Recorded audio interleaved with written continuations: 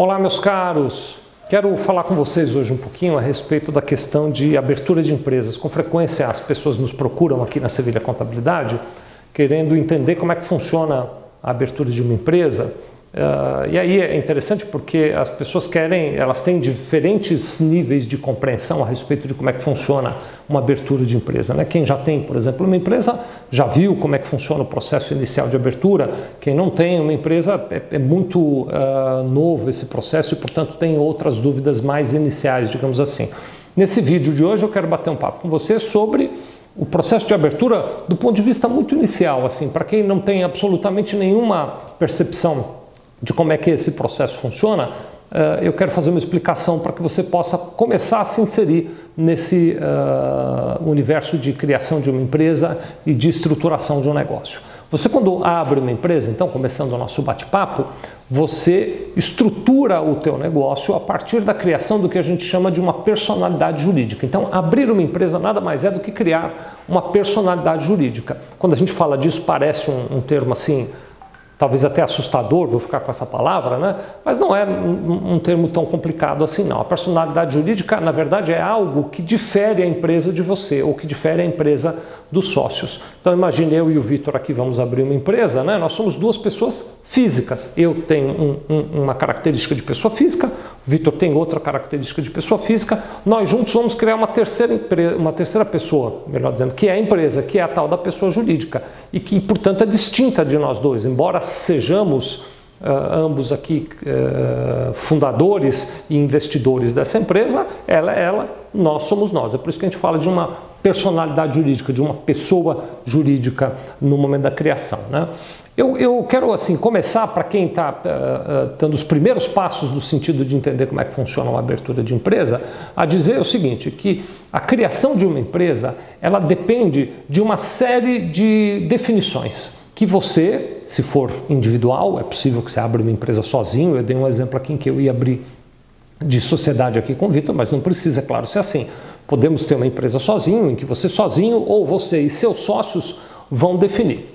Eu costumo dizer que as características que você precisa definir são as seguintes. Primeiro, você precisa pensar que atividades essa empresa vai exercer, que tipo de negócio você vai fazer dentro da sua empresa. E aí as coisas começam a tomar proporções a partir daí. Então você pode ter uma atividade industrial, você pode ter uma atividade comercial, você pode ter uma atividade de prestação de serviço ou mesmo atividades mistas, que se misturem, né? Na qual você, por exemplo, tem uma atividade de importação e de comércio, ou de fabricação e comércio, ou mesmo de fabricação e prestação de serviço, enfim, você começa a partir daí a estruturar teu negócio. Então, primeira definição que eu recomendo a você que está abrindo um negócio tomar é a definição de que tipo de atividade será exercida. A partir da definição do tipo de atividade que você vai exercer na tua empresa, começam as demais definições, né? Então, por exemplo, o passo seguinte seria definir o local onde essa empresa vai se estabelecer. Então, o endereço da empresa é a próxima definição que você tem que tomar sozinho ou junto com seus sócios, dependendo do caso. E a partir daí a gente começa a misturar as definições. Então, dependendo do tipo de atividade, alguns endereços servem, outros endereços não servem. Por exemplo, uma pergunta muito comum para quem está abrindo uma empresa é: posso abrir a empresa aqui no endereço de casa? Depende. Se for uma indústria, por exemplo, é pouco provável que você consiga fazer isso, porque a indústria tem exigências em relação à instalação que talvez na sua casa não seja possível atender, né? Se for uma atividade de prestação de serviço, por exemplo, já é mais provável que você consiga fazer isso.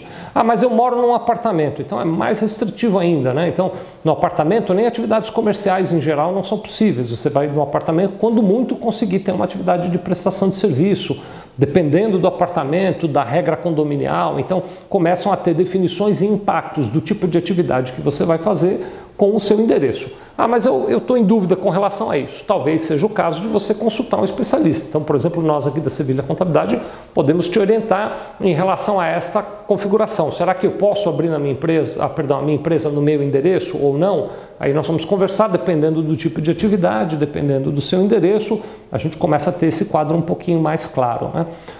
Outra definição importante, e não tão simples, mas bastante importante também, é como é que você vai capitalizar essa empresa. Você já deve ter ouvido falar do tal do capital social, que nada mais é do que um montante de dinheiro que você, se for individual, ou que você e seus sócios vão investir no negócio para ele começar as suas atividades. Então eu vou pegar dinheiro meu, colocar na empresa para ela começar a trabalhar. Este é o capital social. Esse capital social, a legislação em geral não prevê um mínimo, então se você me disser, vou começar meu negócio com R$1.000, perfeito, com R$100, perfeito também. Em algumas atividades muito específicas, são poucas as atividades que exigem um capital social mínimo, e em alguns tipos de empresa, por exemplo, a empresa individual de responsabilidade limitada tem uma exigência de um capital mínimo, mas para a maioria dos casos você não tem capital mínimo, você pode começar com o capital que desejar. Este capital tem vários impactos no teu negócio, especialmente do ponto de vista de segurança do relacionamento entre você e seus sócios.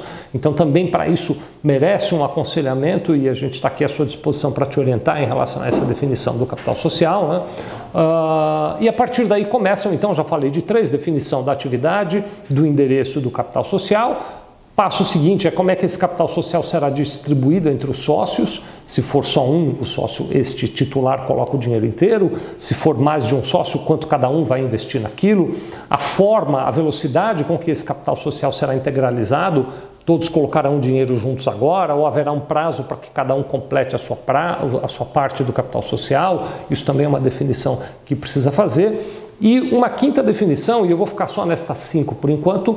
Tem mais dados importantes, mas eu acho que essas são as mais importantes para você refletir, é a definição da administração, como é que vai funcionar a gestão da empresa, se haverá um administrador ou mais de um administrador, se esses administradores são os sócios também, ou se vamos indicar pessoas que não são sócias para fazer parte da administração, tudo isso fará parte então da organização. Então para você que está querendo abrir uma empresa, eu começaria por esses passos, eu pensaria primeiro em que tipo de atividade, que local eu pretendo que essa empresa vá atuar, quanto de dinheiro eu pretendo investir e quantos sócios vão fazer esse investimento e como é que será a distribuição e o tempo para a integralização deste valor e, por fim, como é que funcionará a administração. A partir disso, a gente vai ampliando e detalhando mais outros aspectos que são circulares a esses aspectos que eu acabei de abordar com vocês. Como eu disse, a gente faz esse trabalho aqui na Sevilha de te apoiar na abertura da sua empresa. Procure por nós, vai ser um prazer te atender, viu? Muito obrigado.